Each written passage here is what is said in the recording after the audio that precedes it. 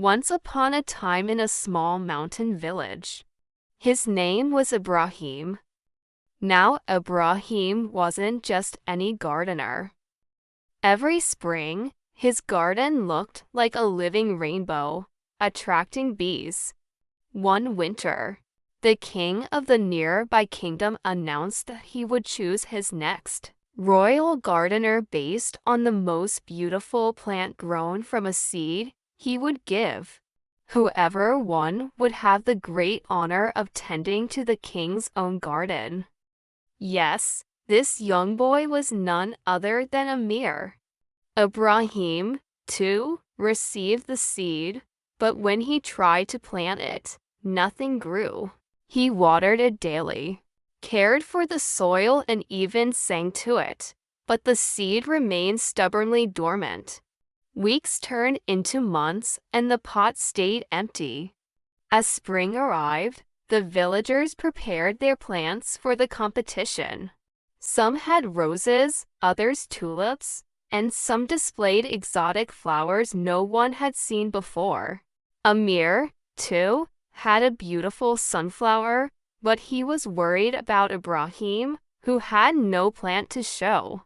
So he whispered, "Ibrahim, why don't you just buy another seed? No one will know."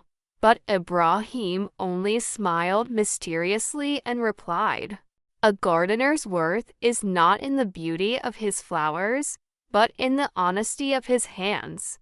On the day of the competition, people came from all around to see the amazing plants. Everyone laughed at Ibrahim for bringing an empty pot, clapped his hands, and declared, "This man shall."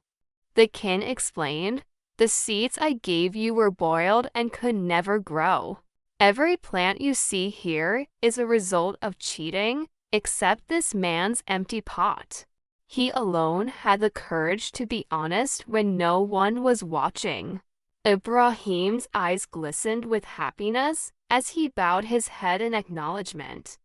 And the king added, "Beauty fades, but integrity lasts forever." So Ibrahim became the royal gardener, not because he had the most beautiful flower, but because he was honest.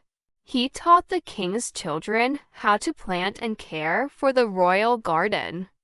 As for Amir, he too grew up to be a fine young man. He often visited Ibrahim, learning from his experience and wisdom. And whenever the king saw him, he would smile, for he. And so the tale of Ibrahim, the honest gardener, was passed down through generations.